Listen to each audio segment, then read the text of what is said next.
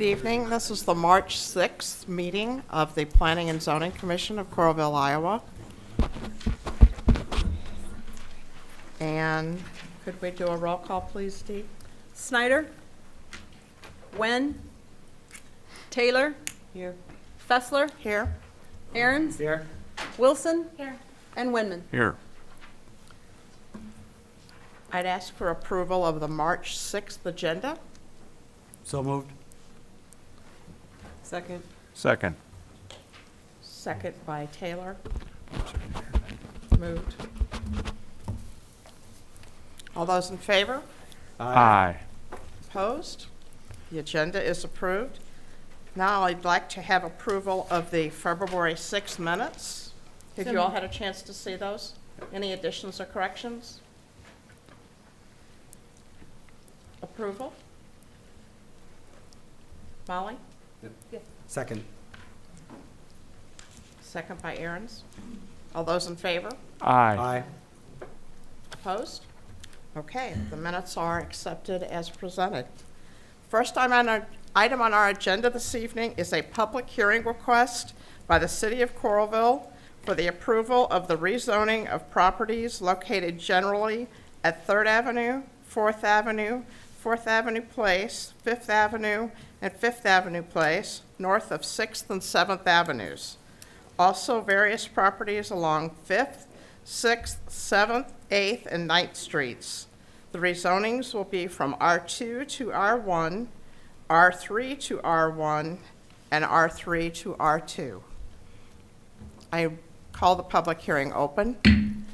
If anyone is here to speak about this, would you please give us your name and address, and there is a sheet to sign up there. And also, if you have several people here to talk, if you have one person who wants to talk for the group, that would be great.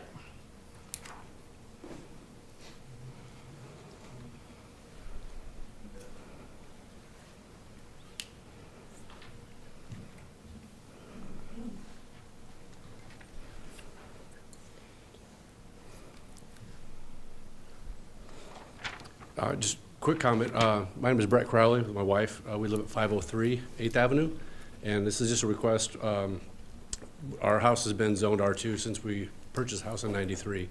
We want to maintain that zoning of R2 strictly for the purpose that it isn't for, for future income. It's solely for the purpose of we have a special needs child, and he lives with us. He's 21 years old, and for us, long term, we want him to continue to live with us. So there may be a point in time where we have a healthcare provider that we would like to live in-house with us so he can maintain residence with us versus off-site property. So that's our sole purpose, is to ask for a variance for the zoning for our home. Is not for, like I said, not for an income, just for a personal need for a special needs child. So, thank you. Thank you.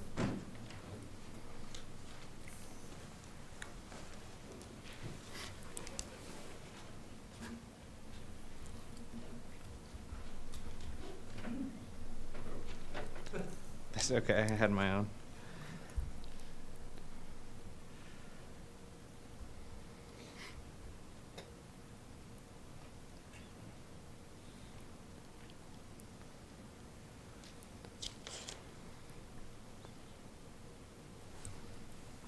All right, my name is Jeff Connor. I live at 2004 20th Avenue Place. It's in Lantern Park, 3rd Edition, lot 114. I've lived in this house my whole life, and it's a duplex, and I plan on living there for as the foreseeable future. It's a duplex, and it's always been a duplex. In the past, we have rented out part of it to help supplement income and to keep the property. Right now, my sister lives in the other half of the duplex, and I enjoy keeping my property separate from her property in terms of having it two separate residences. In the event that one of us should decide to leave the property, we would like to have the option to continue to rent out the other half, because neither of us really has the need to fill up the entire property, and it seems like there would be a loss of utility to our property if we had to rezone it as R1, and it limits things that can happen with it in the future. Also, there's I'm a little confused about why our specific property is on this list. There's a lot of properties that are around it that are duplexes, and like the Coral Ridge Apartments just went up right nearby, which is a very large apartment complex. And it seems like if it's trying to make it like some sort of homogeneous set of housing, there are as many multi-resident homes around us. In fact, we're completely surrounded right now. There's like a duplex next door, and then there's a church on the other side, and then there's a bunch of duplexes across the street. And I don't know, I guess what I'm getting at is that it seems like it would cause issues for my family. And I'm not in it to try and make any future capital on this. It's just my house that I've lived in my whole life that I'd like to continue to live in as it is. So I hope that you'll consider that. So we'd like to keep ours as R2 if we could. Thank you.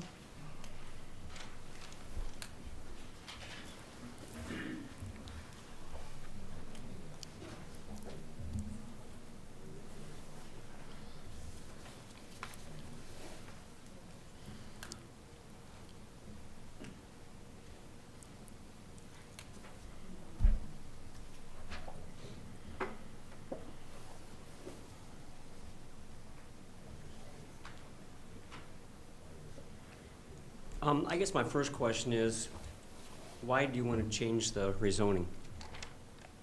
I know what it says in the letter, but what's the ulterior motive in changing it? Jim, would you?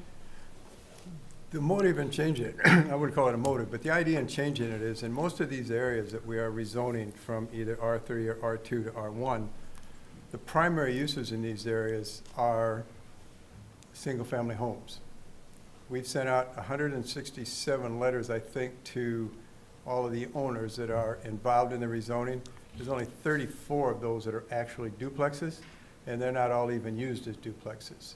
So what we're trying to do is make the primary use of an area compatible to the zoning of the area. Now, the fact that you have a duplex now won't change it. It'll always be a duplex. It's grandfathered in. It'll always be a duplex as long as it's there or it's destroyed. We're not changing the use. We're not making the use change at all. If you have a duplex, it's going to remain a duplex. As far as your situation with an in-home provider, you don't need to be a duplex to do that. You can have in-home providers without being a duplex. They can live with the family in a single-family home. So it's not going to change either. But if you are actually a duplex now, you will remain a duplex, and you will be able to use it as a duplex as long as it's there. Well, I own 2205 and 2207 Oakleaf Street, and that is rental property for my wife and I. It's a duplex. It's 2 lot lines, technically, on paper. They are single-family dwellings, and most of the homes on Oakleaf Street, 9th Street, 22nd Avenue are single, and people want to keep it as a single-family dwelling. I have a petition here. In an hour's time, I was able to get 19 signatures on this. We, the neighbors of 9th Street and 20th Avenue, oppose changing the zoning. The greatest fear is that people like Watts will come in the future, and they'll build 54 plexes like they did on 5th Street, or a high-rise, 150 unit, or 300 unit like they're doing over on 1st Avenue. And people are afraid that's going to drive down the value of their property. That's the biggest thing, not to mention how busy it's going to make the streets. Well, that fear is unfounded, because if it's R1, you cannot build anything in it but a single-family dwelling. You can't build multifamily in it. You can't build duplexes in it. It's a single-family dwelling. That's all you can build there. So the way it sits now, as if you're in an R2 zone, a duplex is all that could be built there. I believe I'm in an R1. They want to change it from R1 to zone, R2. The only thing that can be there is a single-family home. None of the area that we're rezoning now, with the exception of a couple over here that are already multifamily, are actually able to be zoned will be able to be anything but a single-family home.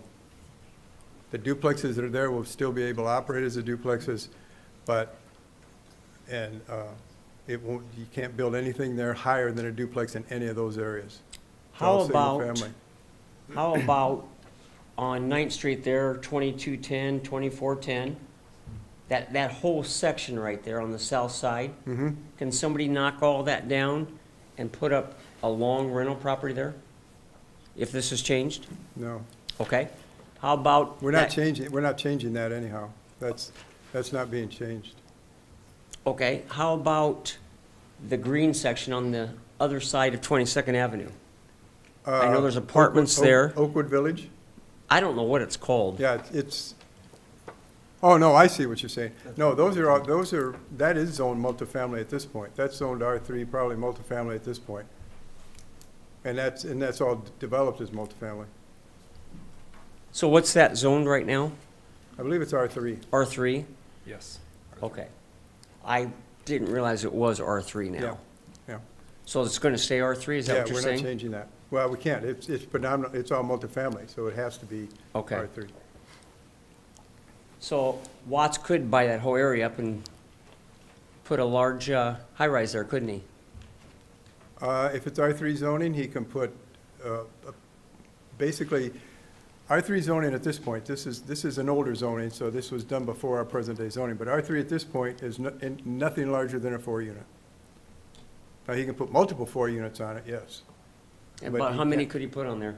I don't know how big the acreage is, or how big it is, but, That was another thing, people were concerned in my neighborhood about that happening. They don't want to look out the window and see a high-rise, and they don't want the street to be busy, and, you know, I It- guess, it isn't zoned, that area that we're speaking about, where the 12 units are now in that area, yeah, that area is an R3 zone now, couldn't be anything more than 4plexes. And so, in this area where we're rezoning to R1, it couldn't be any more than a single-family dwelling. So, in order for somebody to come in and buy it, no, it's not zoned for that. okay. All righty, I thank you for your time. Mhm.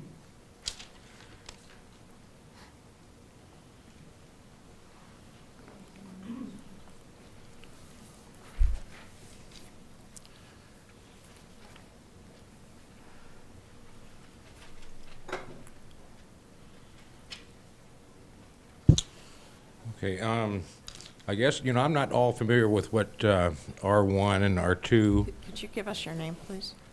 I'm not familiar with as far as the zoning, the numbers and all that kind of stuff. I'm on 5th Street, okay, in the 500 block, so I'm kind of curious if Coralville is going to go ahead and continue kind of like the urban renewal that they've done, like the 4-story buildings that they have on the south side. Is this something that Coralville's planning on doing on the other side? No, No, so no. now What like, you have on the south side of Fifth Street, for quite a distance there, is what we call our town center district. And so that town center district is basically what you could classify as an urban renewal district. And that's kind of what the old trailer court where the high-rises are now and everything was meant to be developed as. So, but that district does not extend to the north side of Fifth Street. okay. All right, well, that's what I was curious about, so thanks. Okay. Mhm. Thank you. Is there anyone else who wishes to speak?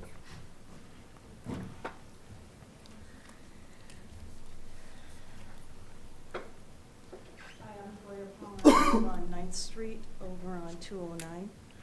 I do not understand your lingo of R1 to R2. You need to explain what your abbreviations are, what you're thinking about.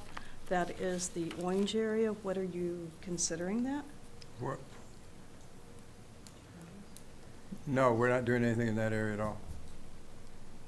What was the address again?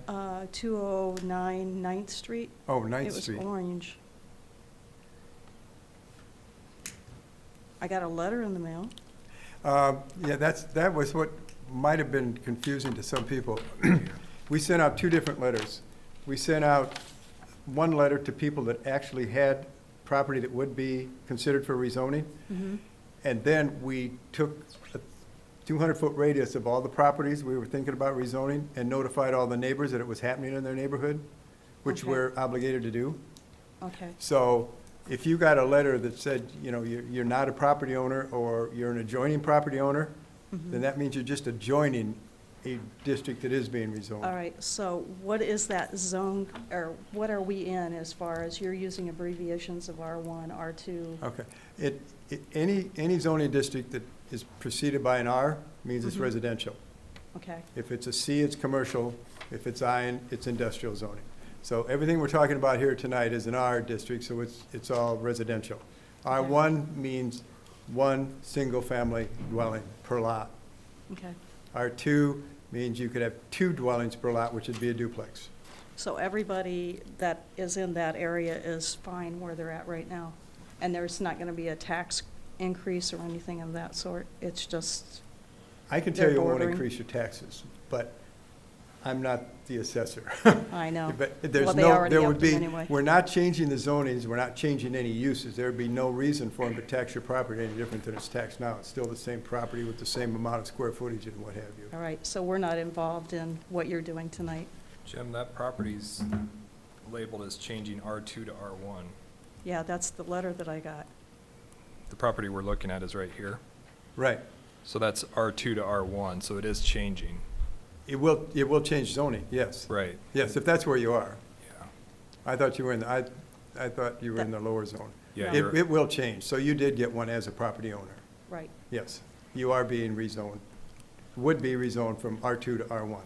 and so that turns it into a single, It turns it into single-family dwelling, zoning classification-wise. If there's a duplex sitting on it now, it can still be used as a duplex. okay, all right, thank you. Could you please sign in on our list, please? Got it. Thank you. Looks to be single-family. And that's as long as you own the property, or? That's as long as that property exists. As long as it is. As long as it's a duplex now. The only thing that would change that by the rezoning is if it was totally destroyed. Because ours went from R2 to R1, and I didn't sign it. Sorry. Oh, yeah. The same. No, that's Yeah, fine. and pretty much all. Is there anyone else who would like to speak?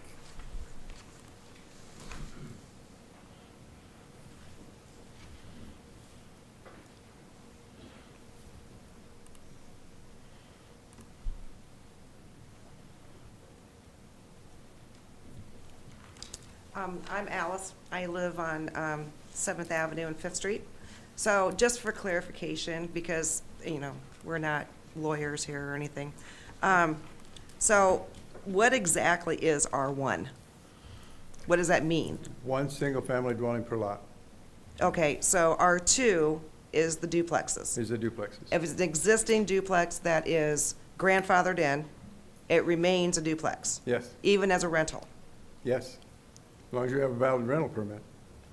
Okay, all right, so, we were confused as far as, you know, it kind of went back and forth a little bit tonight, so we just wanted to make sure that we were safe.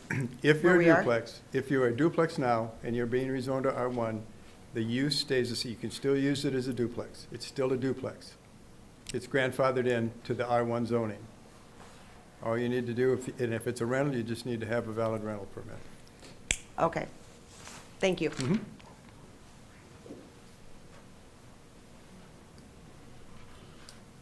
Is there anyone else to speak? Sure. All right, absolutely. So, in regard to the house being totally destroyed, I just wanted some clarification on what that means, because,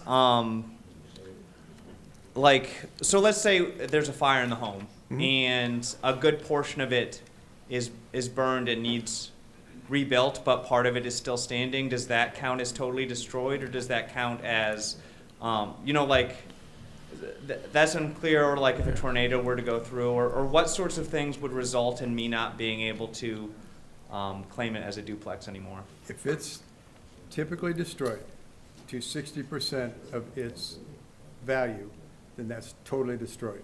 That's insurance company standards, as far as I know. That's what we base that on. Okay, so totally So destroyed it doesn't means have to be 60% 100% destroyed. Okay, It can be 60% destroyed and not worth rebuilding. all right. Yes. if that were to happen, could we petition to the Planning and Zoning Committee to keep it as a duplex at that point in time?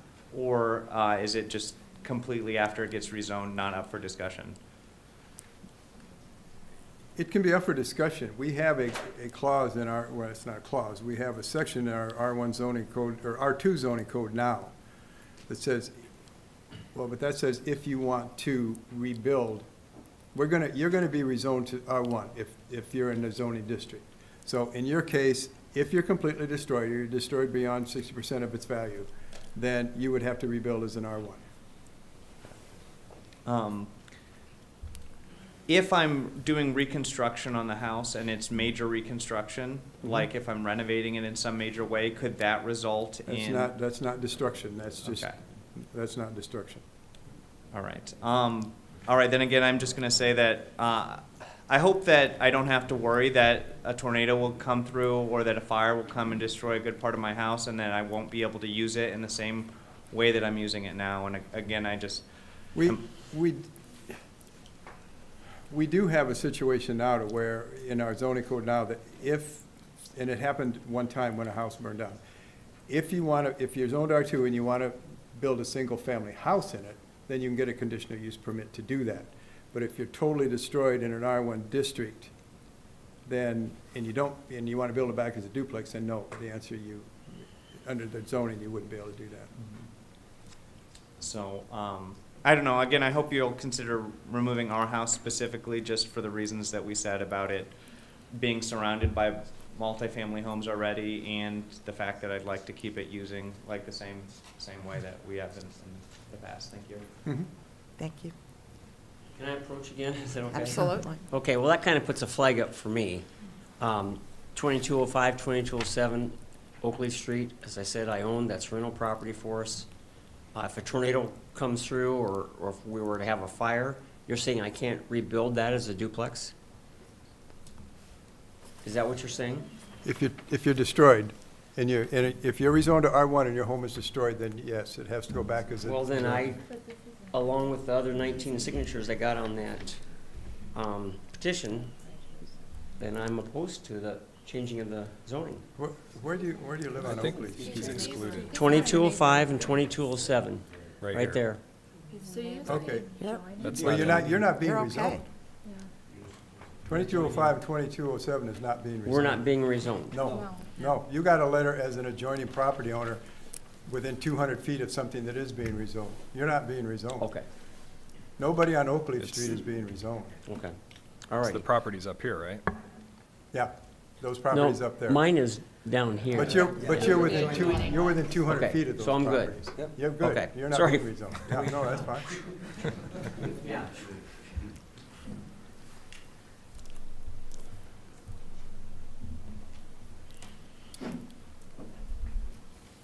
Anyone else? I'll declare the public hearing closed at this point. We now need to consider approval of the rezoning. Is there So any moved. discussion at all?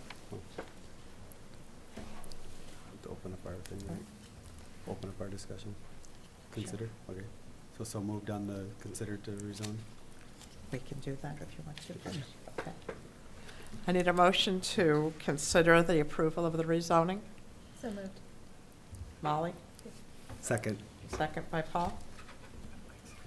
Okay, we will consider the approval of the rezoning. Is there any discussion? Just with regard to the one gentleman's comments, I don't think it's prudent upon us to go through and select individual properties out of a mass rezoning like this, so it'd be difficult for me to do that anyway. Just to pick out individual properties one by one and exempt them from this, so. Jim, can you share with us why the city is doing this? I'm sorry? Can you share with us why the city is doing this? As I said before, we're doing this because the bulk of the properties we're rezoning, and say if you take the 4th and 5th Avenue areas, that's all zoned R2 at this point. There's very few duplexes in there. So the bulk of the use of these areas is used as a single-family zoning district. So what we're doing is just making the zoning match the primary use of the areas. We've done this in different areas of town before. We haven't done it for a few years, but we've done it in areas like for Holiday Road and Winter Park and down in that area, Southridge in that area. We've done it before there as well. So it's not a new precedent for us. We haven't done it for quite some time, but we have done it before.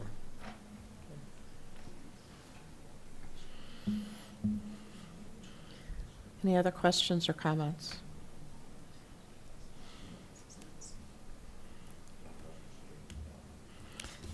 Okay, are we ready to vote? We have 3 different rezonings to consider here. The first group is the 5th Avenue, 8th Street area. And this will go from R3 to R1.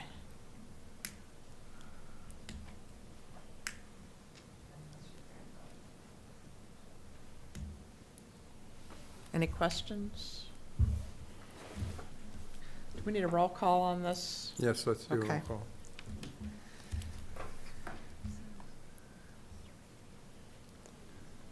Can I make one suggestion real quick? I think the avenues and streets are flip-flopped. So for the purpose of making the motion, I think we should probably get that clarified. Okay, yeah. So it's not 5th Avenue and 8th Street, it's 5th Street and 8th Avenue. So we need a motion for that then? No. I'm just Okay. clarifying for the sake of the minutes that we get the streets and avenues corrected. Okay, well, I'm just reading off of this, Yeah. 5th Street, 8th Avenue. So it was, is that not correct? What's on the document there is not correct. The way I'm hearing it, it's backwards, I believe.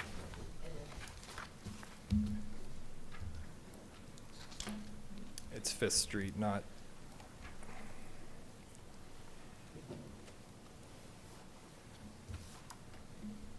Yes, you're right, it is. Yep, Okay, do we understand what we're doing? Yep. yeah. We need a roll call, Dee. Wenman, Aye. Wilson. Aye. Taylor. Aye. Aaron's, Aye. and Fessler. Aye. Okay, that passes 5-0. Okay, the next we have is 711 4th Street Place, 715 4th Street Place. And that's R3 to R2. Is that correct? Yes, that is correct, because that area is actually duplex use now. it's not correct because it's 4th Avenue Place. What? It's 4th Avenue Place. Yes, 4th Avenue Place. Yeah, Yeah, that's what it, not 4th Street. no, it says 4th Avenue Place. Yeah, she said 4th Avenue. I said 4th Avenue Place. I heard 4th Street Place, sorry. Is it 4th Avenue or 4th Street? Oh, it's 4th Avenue Place. Okay, Yeah, it's right here. It's that purple area right there.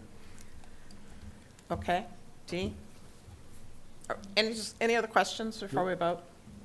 It's a little too far. Okay. Dee? Wilson. Aye. Taylor. Aye. Aaron's, Aye. Fessler, Aye. and Wenman. Aye.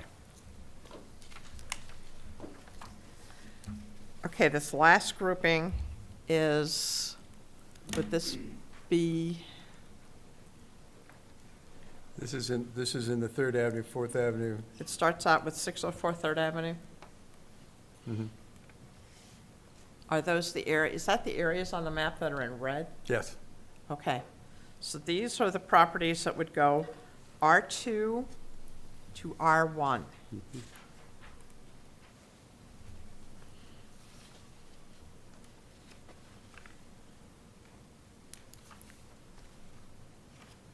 Do you want me to read all these no, addresses? it's not necessary. Okay. Any questions? Okay, Dee. Taylor, Aye. Fessler, Aye. Aaron's, Aye. Wilson, Aye. and Winman. Aye. Okay. Thank you, everyone, for coming. Next item on our agenda is a public hearing request by Mercy of Iowa City for the approval of rezoning from C2 to CPUD2 and the PUD-B site plan of Lot 1, Cedar's 4th Edition. Public hearing is open.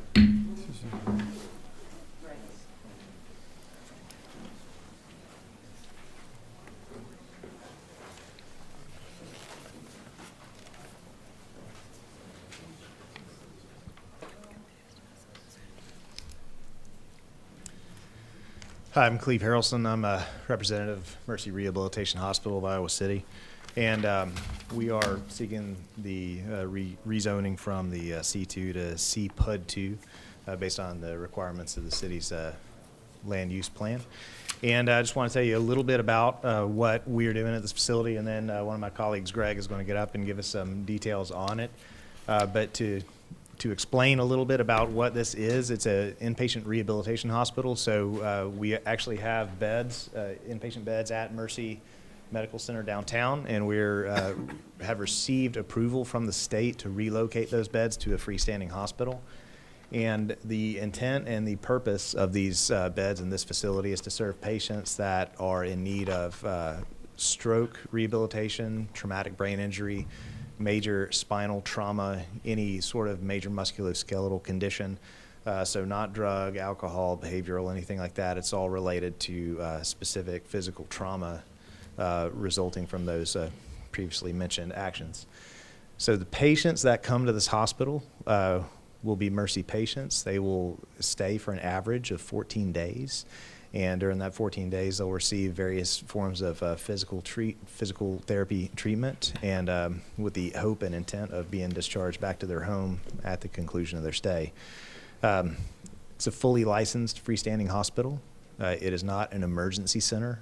It is not a trauma center. It is specific to those actions, those requirements that I've already listed. So, Greg Thomas is here. He's managing the actual development. So if everyone's all right, I'll ask Greg to go ahead and proceed and give you guys some details over there, pointing out specific items with the site plan, the rendering, and the elevations. And I'll sign you in while you're talking. Thank you. Good evening. I'm Greg Thomas. I'm responsible for the construction and design of the rehab hospital of Iowa City.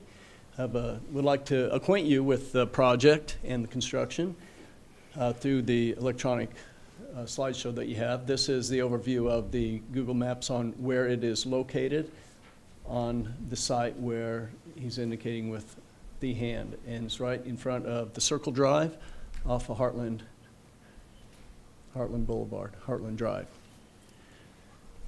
Go on to the next slide, please. Next. Yeah, go on to the next slide. This slide is the overview of the site with the building on the site and the footprint of the building, which the building has approximately 54,000 square feet, and it is a 40-bed facility.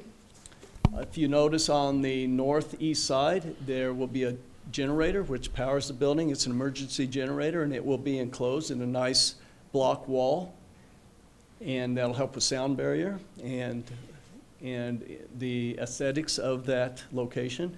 And just to the north of that is the dumpster, which is also enclosed and well landscaped around and out of view for, and in a spot where we felt to be best for the visibility and the aesthetics of the facility. We have a road that goes all the way around it for the fire protection, as expected. We have a nice canopy in front, and great landscaping, which is a bit beyond code, even just right at code and a little beyond. We have a water quality plan that has been well reviewed and designed to for the water quality of the runoff off the site and off the rooftops. You could go to the next slide, please. This is 2 stories. The first floor is on the left. It has a large rehab gym, which is in yellow. which is the largest part of the square footage of the facility for a specific department. The patient rooms are all in blue on the first floor to the left. And then we have a nice lobby entrance out the front door and a dining area and administrative area, all on this first floor with the back of house where the mechanicals will come in near the deliveries will come in near the dumpster pad and the generator. The second floor is to your right, and it has mostly consists of the patient rooms and administration. So this building will complement the surrounding buildings. It will. It has mostly brick, veneer. It has curtain wall and glass. The curtain wall with glass and storefront, which gives a modern view, a pleasant view for the entire front of the facility as well as all sides of the facility. And the back is brick as well. It has a rooftop. Units are all contained in enclosure. And that way the rooftop units cannot be seen from the street levels. You can go to the next slide. This is the back view and other side views of the facility. Again, the rooftop units are well shielded from view. And you can go to the next slide. That's the very back. This is a rendering of the back of the building. We have a nice courtyard where the rehab patients will be rehabbed outside. We have a very nice a pathway for walking, steps for the rehab. We have a nice seating area with a little canopy to shade from the sun and from the rain, and a little basketball court so they can shoot basket and rehab with that way, as well as a small golf putting green. So that's all in the backside of the building, a little bit out of view, and is safe for the patients that way as well. The front is very pleasant with all the brick, the glass, and the metal. We have a nice front area, island area with the flagpole and landscaping, and the convenient parking for handicap parking as required by code. So just a quick overview. So if you have any questions about the facility or anything else I could answer, I'd be glad to. Well, thank you for the opportunity. Thank you for this evening. Thank you.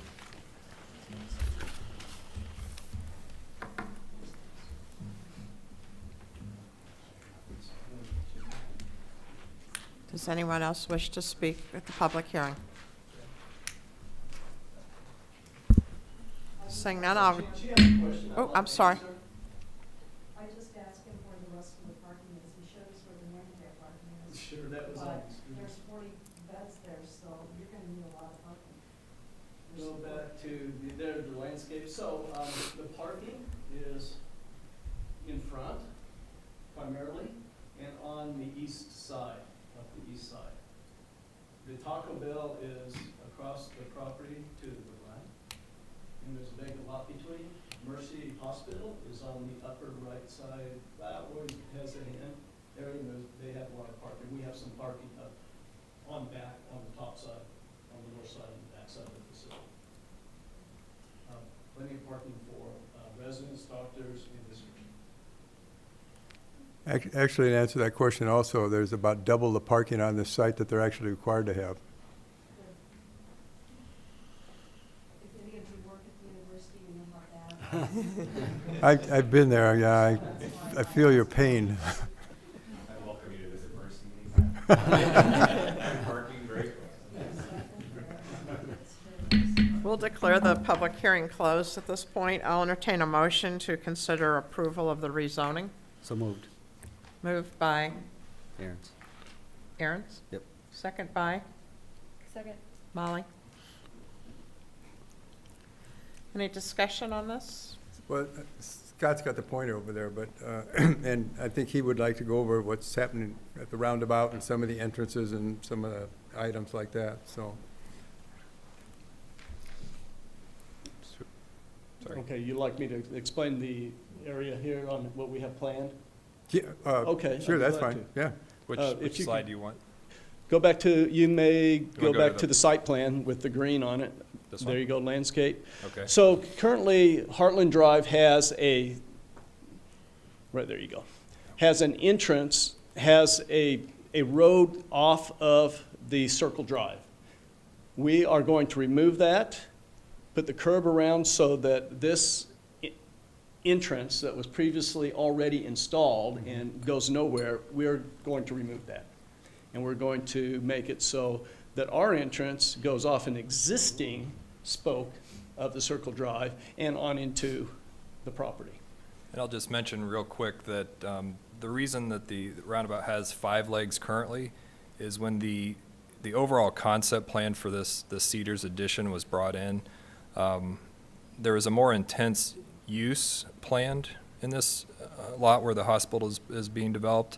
And at the time, we felt like the circulation within the overall site warranted not only this entrance here, but this other entrance that was actually going to loop all the way around the backside of the buildings to provide more of an employee service access corridor, whereas clients, customers would be using this leg. But with the proposal of the hotel, it really made sense to eliminate that north, what I'd say is the north leg of the 5-leg roundabout. I think everybody in here has driven through there a lot, probably. 5-leg roundabout is a little unusual. It wasn't necessarily preferred, but at the time it made sense based on the potential development. But with kind of the scaled back development, there is a lot of benefits to closing off that leg and having their primary access be that 4th leg. So we're pleased to see that happening. And the Taco Bell situation with their drive as well. Yeah, let me just zoom in a little bit on here. So here's the Taco Bell site, and this property remains undeveloped.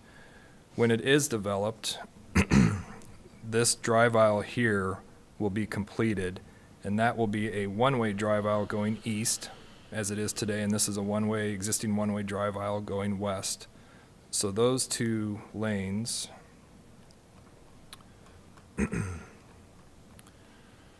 will end up in this location right here, tying into the Mercy Hospital site.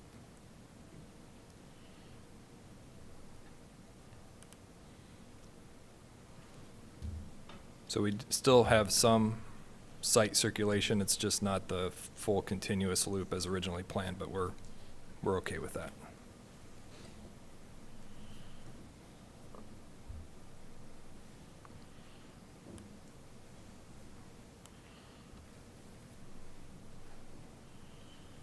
Any discussion or any other questions? Do we need a roll call on this? Yeah, let's do a roll call. Okay. That'd be fine.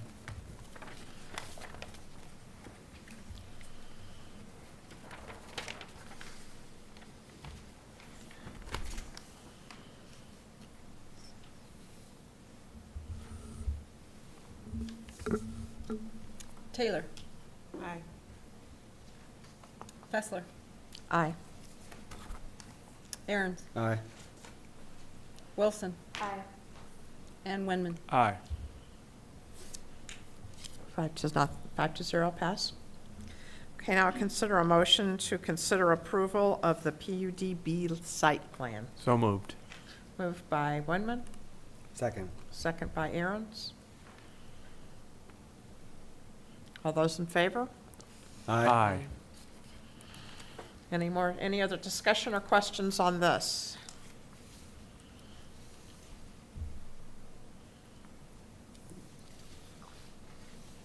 Okay, D.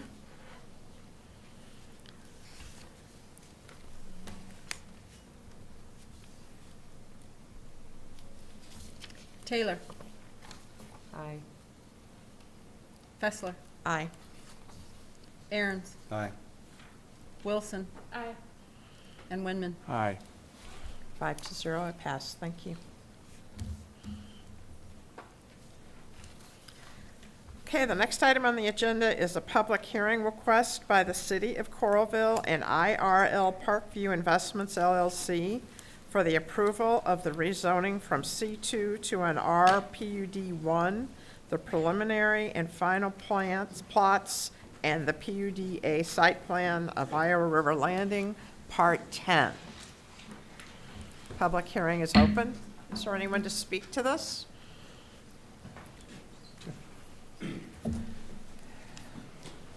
Good evening, Brian Belk, Axiom Consultants, engineer for this project, representing the developer as well, and certainly happy to run through. I don't know if you want to go through all the items or just handle the rezoning first, or do you have a preference, Jim? We'll be looking at everything on it, so. So just kind of go through it all. And, Sure, that'd be okay. fine. All right. So what you're looking there in the area hashed out is the proposed rezoning from C2 to RPUD1. Just start with the overall. Start with, okay, Yeah. sorry. I just wanted to point out the overall location is in the northeast corner of the Iowa River Landing, so north of the Marriott parking ramp and east of Von Mar. Okay. No, thanks, Scott. Looking to take this from C2 to RPUD1, which is within the intended plan from the city of Coralville itself. As we dive into that, the intent there is to split this into ultimately 6 lots, all of which, well, 1 through 4 at this time, looking as would be multifamily buildings within those lots. 5 and 6 currently looked at as senior living, assisted living, independent living type structure. Oops, sorry, Scott. As you can see, this would be coming off the intersection there of Iowa River Landing Place and Quarry, in which we would have an intersection that would go off to the northeast. What you're seeing in the hatched gray area, shaded area there, would be considered public street, public right-of-way. And within that outlot A would be a larger green space / park area within the development itself. As we'll get further into it, you'll see some other internal private street and connections in terms of the parking and what would then serve the remainder of the lots. We do have outlots that are remaining, that are currently outlots that are platted today. You can see outlot B there to the south side, which would handle stormwater management in terms of the basin. The pump station is currently there now, pump station 1, I believe, for Coralville, that would remain. And then also there's trail connection and trail that already exist that we would be connecting that trail to, as you can see from the intersection there west, with the intent to provide a full trail connection to the river and the plans that would go from there ultimately along the Iowa River. We have some overflow parking there as well, next to the stormwater basin, again, to serve for public parking for those coming to enjoy the river, the trail system, and whatever amenities might be in those park areas. If you want to flip maybe.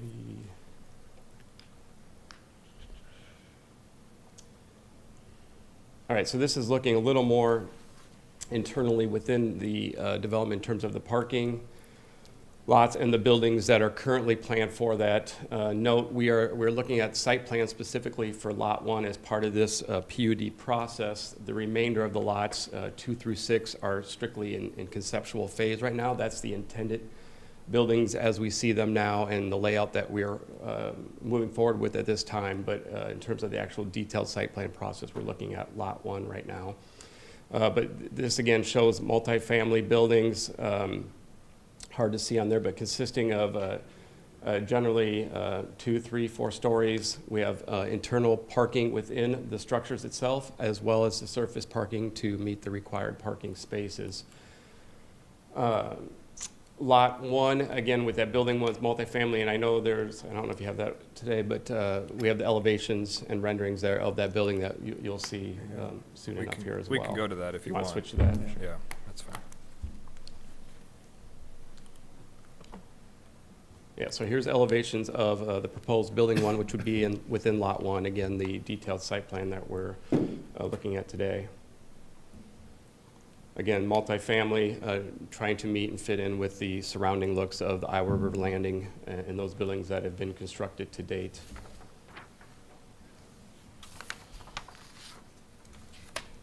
Again, there would be parking within the building itself. Underground parking, it's about half to 3/4 of the way down actually below. They're looking at some floor plans here of the parking area. and then as you go further into the multifamily units in the bedrooms. Thanks,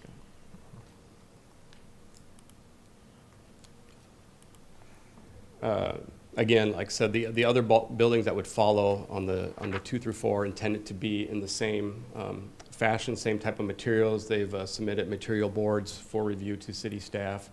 And again, the intent there would be to follow along those same guidelines, again, matching the IRL design code and design review.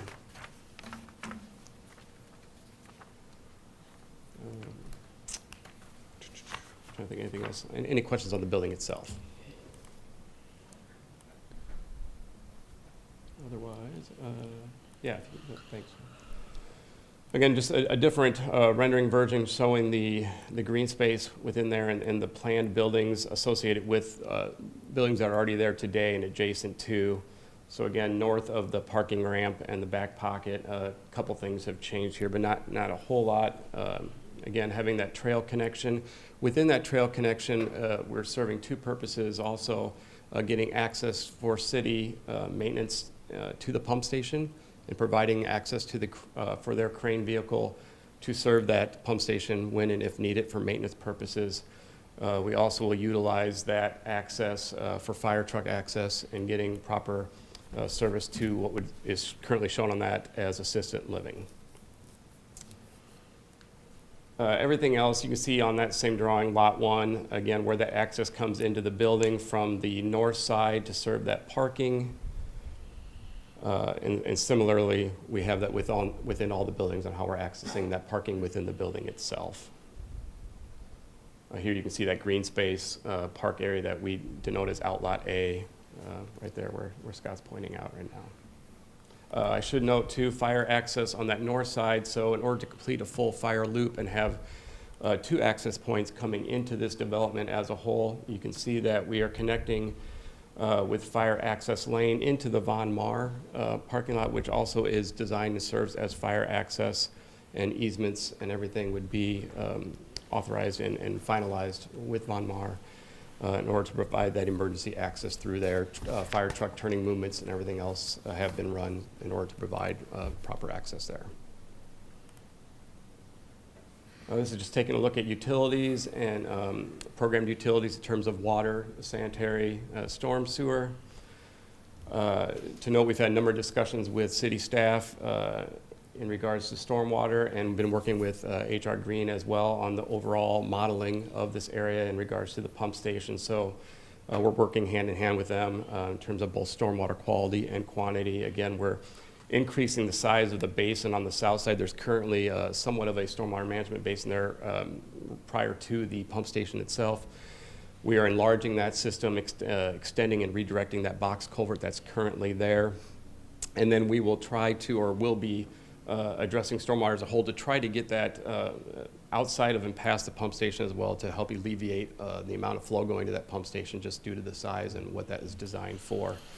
Stormwater quality-wise, we're utilizing bioretention cells, pervious pavers, as well as behind-the-curb storm chambers, similarly to what's been going on in IRL as a whole prior to now, trying to keep that consistent streetscape and cross-section that has previously been designed and built. Any questions I can answer? Is there anyone else to speak to this project for the public hearing? Did you sign in, by the way? Okay, I will right now, Thank you you. bet. I'll declare the public hearing closed. Actually, I would like, Scott, can you pull up the Western Homes images, please? Oh, yes. This is the senior housing he was talking about on lots 5 and 6. These are 5-story buildings with underground parking. It says it's assisted living, it's independent living.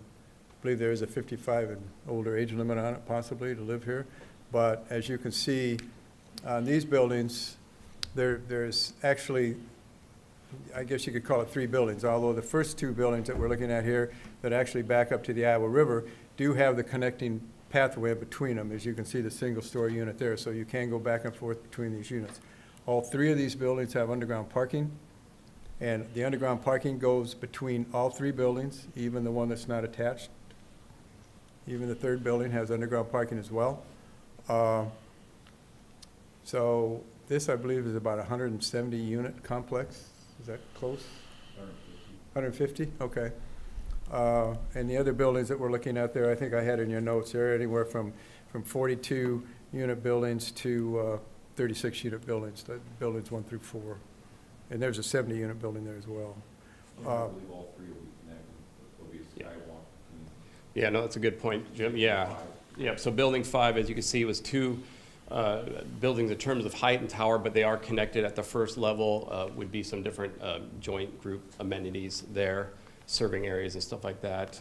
And then, yes, and then building 6, shown on lot 6, the intention there would be a connection via skywalk at a second level. Again, though, as Jim mentioned, parking would be continuous throughout underground. Do we have clarification yet on the parking for building 6? In terms, yeah, so there would be, Access, yeah, yes. there would be access both from the north side as, of building 5, as well as from the west or southwest side, south of, the building 6. So there would be 2 access points coming into that one overall parking structure. So it's currently drawn as 1 lane wide roughly, Yeah, so but it it's would- going to be widened out? Correct. Okay. Yep. So that would be two lanes, right? There'll In be, and out? yeah, there'd be an in and an out, both from the north and from the south.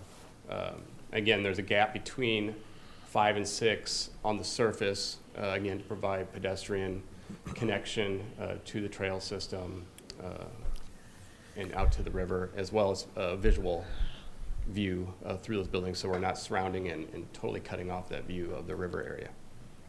Buildings 5 and 6 essentially have full depth parking, Yes. garages, parking areas, whereas buildings 1 through 4 are half depth or Yeah, half to 3/4, three-quarter, I would call Okay. it. All right. Are you saying that that east lot there at Von Maur is going to be an access point too then? Is that? Yeah, that, and I should have added to that. So there, yes, there is ability to have a fire access, fire route through there where Scott's showing that will be gated. So that would not be used for everyday traffic flow. At one point, we had looked at a bollard system. The fire chief actually has now kind of switched back to having that as a gated system, so that there is an opportunity in case or in need of that a fire truck or fire access has to get through there, as well as down from Iowa River Landing Place, or if something's blocked on Iowa River Landing Place, that they can open that up and have a secondary access point into the development. But that's not going to be open to everyday Correct. traffic? Okay.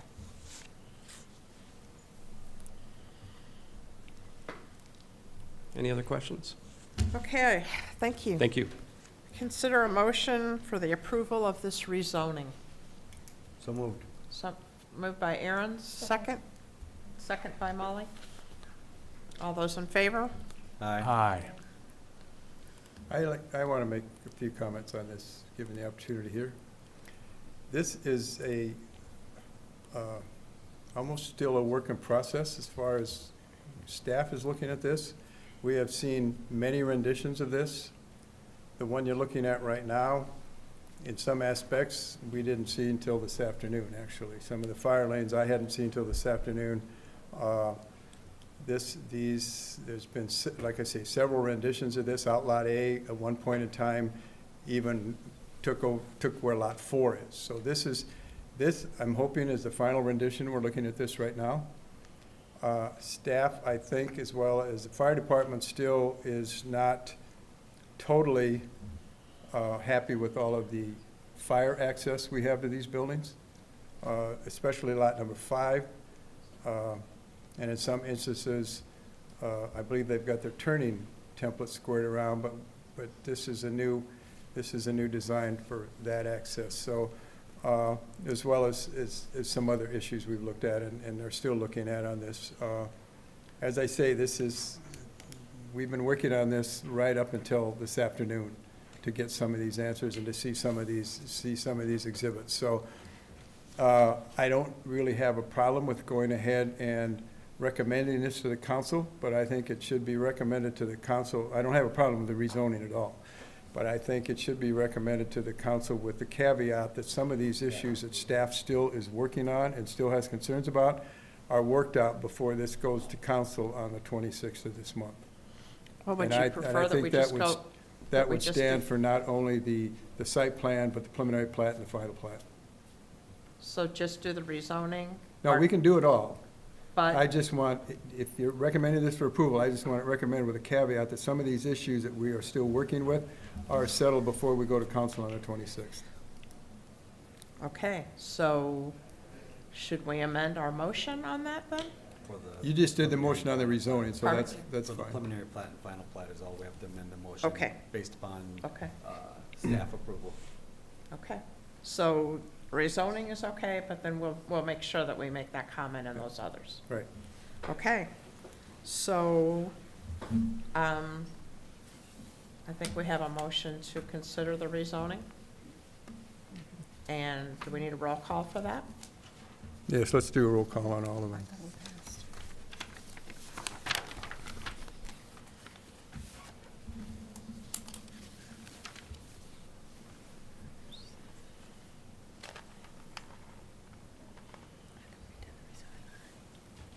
And this is on the rezoning. Aaron's, Aye. Taylor, Aye. Wilson. Aye. Fessler, Aye. and Winman. Aye. Okay. I'll need a motion on considering approval of the preliminary plat. So I'm going to put a motion to consider approval of the preliminary plat pending staff approval.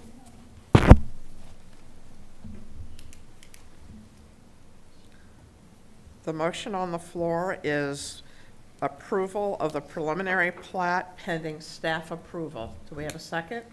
Second. Second by Molly. Okay.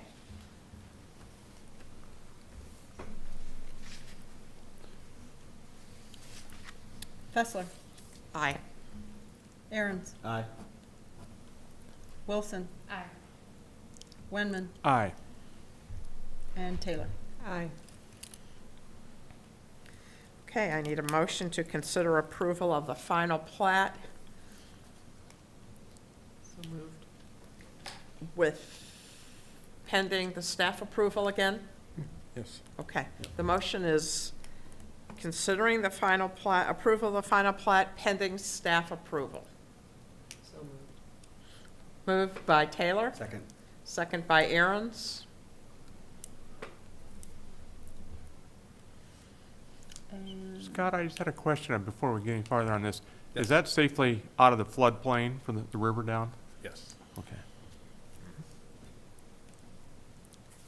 And in fact, the east walls of the Building 5 and part of Building 6 parking garages will essentially act as a flood wall where we currently have a berm constructed.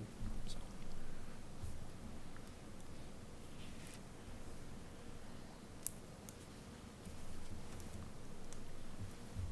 ready? Yep. Aaron's, Aye.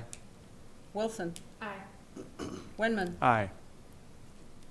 Taylor, Aye. and Fessler. Aye.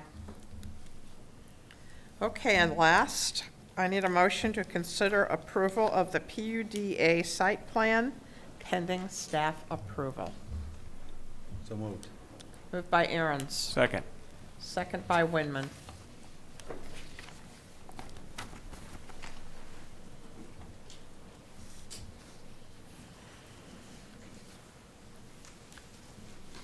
Any, everybody? Aaron, Is everybody's questions been answered on this? Okay. Aaron's, Aye. Wilson, Aye. Winman, Aye. Taylor, Aye. and Fessler. Aye. Okay. Our last item tonight is public hearing request by Iowa Corridor Group LLC and Mark Avis for the approval of a land use amendment from corridor commercial to medium density residential of Redhawk. Public hearing is open. Are there anyone here to discuss this?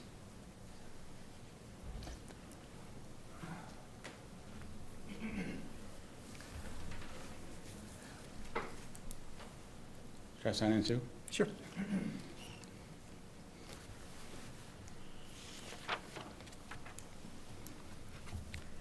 My name is Mark Avis, Principal and Manager of Redhawk Multifamily. Came to introduce myself. Quick background, so you don't want to waste too much time. I've been a multifamily developer my entire life, done development around the Midwest through Texas. Kind of specialized in the last 3 years or 4, really providing non-student multifamily housing that's unique in major university towns. I went to school in Ann Arbor, Michigan. There's 15, 20 of these types of communities that are really geared towards more adults, young professionals, multifamily communities that help retain the young population base. Madison, Wisconsin, another city that has a lot of projects like the same, projects like this. Lafayette, Indiana, and the like. Kind of fell in love with Iowa City about 9 months ago. Looking for a piece of property I think would be unique. Flat, square, perfect location next to the Hy-Vee. I'm kind of excited that we found this, and I got to work with the seller, Mike Steele, and kind of come up with a creative way to hopefully bring this community to Coralville. Studying your master plan, your West Land Use Comprehensive Plan, I think it kind of rings all the bells in terms of what you're looking for. Little tidbits, unique living quarters. This will be the first of its kind in the whole entire Iowa City MSA, which is again non-student with the pool, the clubhouse, the package rooms, the pretty dog parks. Hey, Mark, yes? I just wanted to jump in. We do have slides available if you'd like me to go through those as you talk. We can. This is a site plan. I know we're just here for a land use amendment, but we can kind of go through it real quickly. But in terms of like hitting the bulletin points of providing unique living quarters, very excited to bring this to the marketplace. I think it's something that's needed and wanted by the young professionals, and also, by the way, the older professionals. Iowa City was just Iowa City was just named like the second best place for retirees to retire. I'm sure you guys saw that, which is kind of a trend where people like having communities like this where they actually live and they can lock up and go to the Florida for the summertime, not worrying about their the packages, etc. It's kind of like a resort community for young professionals and adults, and older adults, seniors. In terms of looking for the need of it, I think this project helps keep the young population base in Coralville. I think the city of Madison, Wisconsin has been very progressive about that. 9 out of 10 of all new people that live in Madison are renters, actually, and that's where they've gotten a lot of their employment growth and job growth because they've really promoted that type of living community. This community will support the retail that's across the street and also the retail that will be in front of us. It establishes a buffer creatively to the prison, which I'm going to speak about in a second. It also supports streets for circulation, walkability, and that's kind of the project we're looking for. It's on 22 acres, I think it is. The seller retains, 22.91. 22.91. The seller is going to retain the commercial pieces. He'll sell those off. And then we have the other piece down below that creates a buffer. I'm not going to develop that, but I kind of envision that might be a self-storage type of facility, like a modern one, which I think Coralville also could use. We come in and we're going to be putting all the roads in, the east to west road, Wheaton Road, the road that's going north or south as well. And we're hoping to break ground on this in the summertime. There's 10 duplicate buildings. I know we'll get into the specifics later, but they'll be all 36-unit buildings with underground parking. This is the elevation I've committed to the city of Coralville. It'll be bricked, really just look just like this. Besides all the units, will have a patio. So we're looking to do 3/4 brick. The top floor will be hardy plank, so kind of above what is required by the West Use Comprehensive Plan. Literally, the shutters, the white, things above the shutters will basically look just like this. I can't promise on the roof line, but we're working on that as we speak. So 3 stories with underground parking, We're also going to do that stone base on the bottom that you see. You can kind of cruise through it really quickly. The sample clubhouse that I've done in Lafayette, sample pools. These are the clubhouses we're doing. Again, these clubhouses are, I don't know if anyone's lived in an apartment complex, but usually they were like leasing centers where people would come in, they would, people would leave and they would lock the doors. These clubhouses are set up to be 24/7. So people have fobs, they can go in at any time they want, 2 in the morning, 3 in the morning, pick up their package, go work out. So these pertain to a lot of times professionals, teachers, people that work for the hospitals. So they can literally, anyone can come in there if you're a resident to utilize the facilities. They'll have a fitness center, they have a spin room, the yoga on demand, kind of like the Peloton things you see. The big draw on it, people obviously can have parties there, but they also have this package room, which we'll show a picture of, that they get access to 24/7. So people have this fear of, like, did I get my package? And now they get it on their little phone that says you have a package, you get a little code, you can go in there and go pick up your package anytime during the, anytime 24/7, basically. This is actually a sample of what the clubhouse will look on the inside. That's another clubhouse I did in Champaign, Illinois. That's Rochester, Minnesota. I also like areas that have major medical facilities, so Rochester, Minnesota is a good one. Fitness facilities. That's the spin rooms, and they basically can decide what instructor they want to use, and they can have a class. These are the fancy dancy dog parks we do. It's actually with synthetic grass, so they don't get muddy. If you go back to the dog park, by the way. So on the other side, then we have bocce, like a bocce court area for adults, high top tables, so people can be out there basically playing bocce ball, watching their dogs play. It becomes a big hit. And that area actually, it's kind of weird. It's not like heated, but it actually heats up in the wintertime where the snow will melt because the ground doesn't get frozen. So it's kind of a unique thing. Most of the rental properties in Coralville, Iowa City, a lot of them don't even accept dogs. So, I mean, 40% of all the households have dogs. So it's a really big draw. It's kind of fun. These are the fire pits we do. That's the package room. As I said, it's secure. They can get anything they want. We also sometimes do cold storage. We usually have a refrigerator in there in case someone needs to get medicine or special deliveries. They can also get cold storage as well in these package rooms. This is exactly what the kitchens look like that we do. It's high-end, multifamily. Not your typical, it's not student, and it's not, it basically looks like condominiums, but this is a typical layout. That's the layout in Champaign that we've done, backsplash, stainless steel appliances, wood floors. So that's generally what it looks like.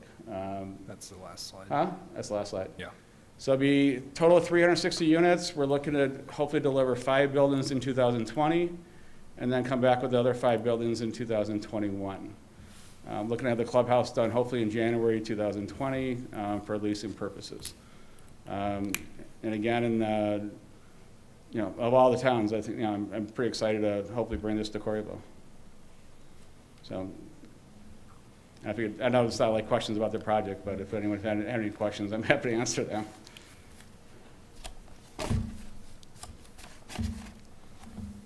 Anything? I could show really funny slides of like dog parks and stuff and people playing. Okay. Thank you. Thank you.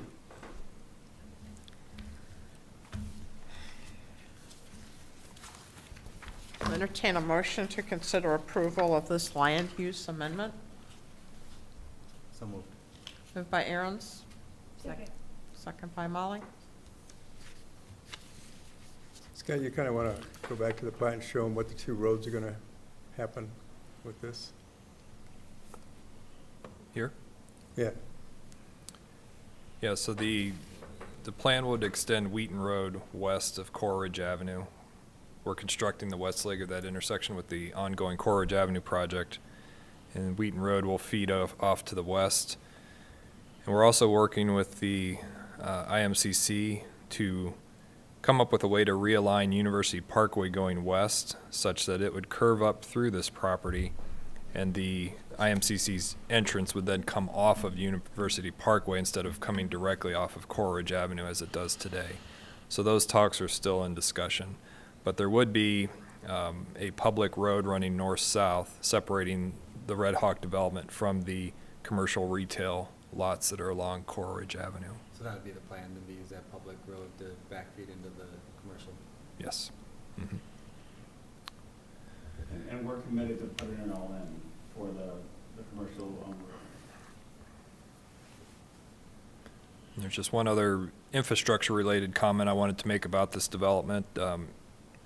There is no sanitary sewer, gravity sanitary sewer on this side of Coral Ridge Avenue that can serve this property yet. At some point in the future, all the sewer for this property would drain off to the west. Until that time that the trunk sewer is extended up through the middle of the west land use area, this development would need to be served by a private lift station that would then pump sewage via a force main to the other side of Coral Ridge Avenue before connecting into our gravity sewer over there. We do have some concerns about the downstream capacity of our sanitary sewer that would receive the flows from this development, because it would also end up at the what we call the Brown Deer 4 lift station, which is down at the bottom of Brown Deer Road Hill near the golf course maintenance building. And that lift station has some challenges. So we are about to kick off a study of the sanitary sewer system that would be needed by this development, but also looking at the overall growth in the area now that Hy-Vee Food Store number 2 is in place, and we expect to see maybe a more rapid development of that area, which will add additional loading to the sanitary sewer.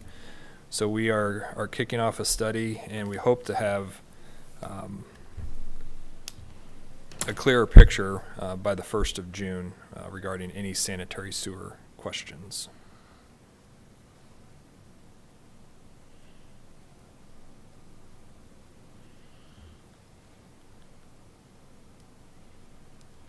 Any other questions or comments? I'll just say that, yes, we are only looking at the land use tonight, but it is kind of nice for you guys to know what you're changing the land use for. So that's why we kind of would like to do the presentation like we did tonight. And as you can see, this area encompasses, I assume it's about a 40-acre. And the 2 gray lots, as Mark said, the whole thing is right now is corridor commercial. Those are staying corridor commercial, so we're only changing the land use on this. So those will eventually be developed as a commercial use along Coral Ridge Ave.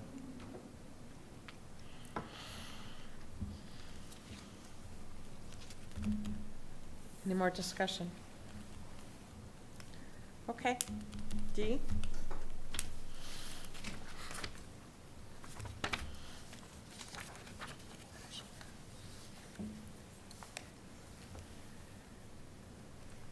Winman, Aye. Wilson. Aye. Taylor. Aye. Aaron's. Aye. Fessler. Aye. Okay, anything else anyone has?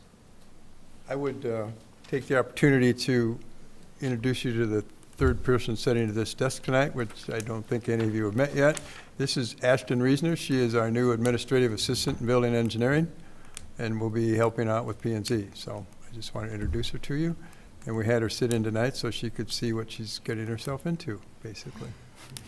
Welcome. Great. Okay, I'll entertain a motion to adjourn. So moved. Moved by Aaron's. Second. Second by Taylor. All those in favor? Aye. Opposed? We are adjourned. Thank you. Thank you, guys. Not